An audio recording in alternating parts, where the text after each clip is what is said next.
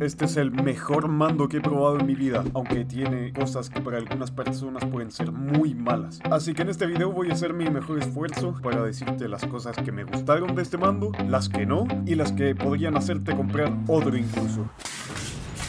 Bueno, primero quiero dar un poco de contexto. Los mandos que he usado en mi vida han sido los de la PS2, un iPega para jugar en el celular, el mando de la Xbox 360, que aún a día de hoy sigue siendo de los mejores mandos de la historia, y justo después, para mi PC compré esto. Ojo, bajo mi punto de vista servía y todo, no pasa nada con quien tenga mandos similares, pero el problema está en que el control implosione en menos de un año. Lo que quiero explicar con todo lo anterior es que nunca tuve un mando de realmente buena calidad para jugar en PC, por eso es que adquirí el GameSir G7 SE.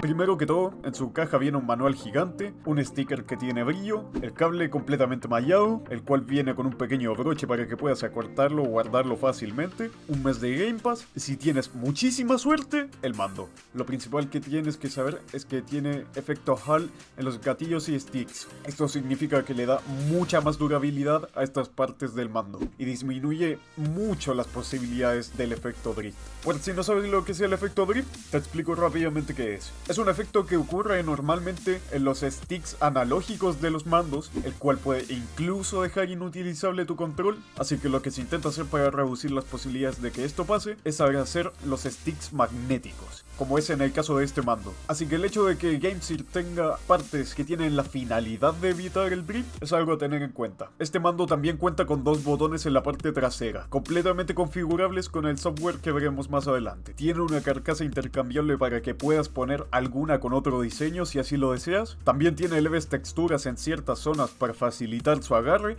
y la que más destaco yo es la de los sticks, ya que la textura creo que combina bien con su forma, porque la punta de los dedos se agarra bien en esta, que está en las orillas, mientras que el centro es liso, entonces siempre se aferra ahí. También otro pequeño detalle a mencionar es el sonido de los botones. No creo haber escuchado otro mando en el que suenen de una forma tan agradable.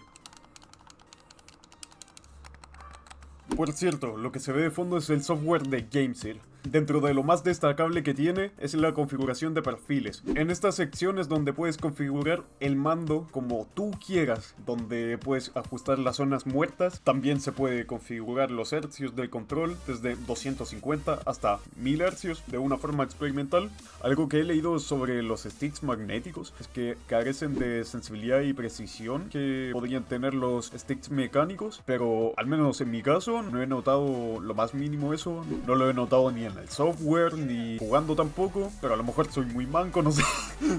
Hablando de pequeñas cosas que no me gustaron del mando, sería por ejemplo que no sé si es por su color o algo por el estilo, pero se ensucia muy fácilmente. A veces si lo mueves de más puede desconectarse fácilmente. También, particularmente en el Dark Souls Remaster, si llegas a presionar el botón del centro del control con el logo de Xbox, se traba y tienes que reiniciar el PC. Puede ser un caso aislado, pero no he podido comprobar que en otros juegos no pase lo mismo. Ahora bien, la parte que puede hacerte querer no comprar este control es que he leído opiniones de gente que dice que al año y medio le deja de funcionar y que no pueden comprar piezas de repuesto. Yo por ahora lo he usado poco tiempo, no creo que sea un fallo tan extendido, pero bueno, ese posible fallo es algo a tener en cuenta del mando. Aunque con todo lo dicho anteriormente, para mí sigue siendo definitivamente el mejor mando que he tenido. Aunque bueno, con la competencia que tenía, no creo que fuera algo muy difícil. Para mí este mando definitivamente tiene más cosas buenas que malas. El mando probablemente podría ser aún mejor de lo que es, pero bueno, en cualquier caso para mí fue un muy buen mando calidad-precio. Sigue siendo un mando a tener en cuenta, y recuerda que este video es solo una opinión de alguien que le gustó el mando. Si tienes algo que compartir sobre el mando, sea positivo o negativo, lo puedes comentar para aprender más. Bueno gente, eso es todo. Me esforzaré para mejorar la calidad del siguiente video. Chao.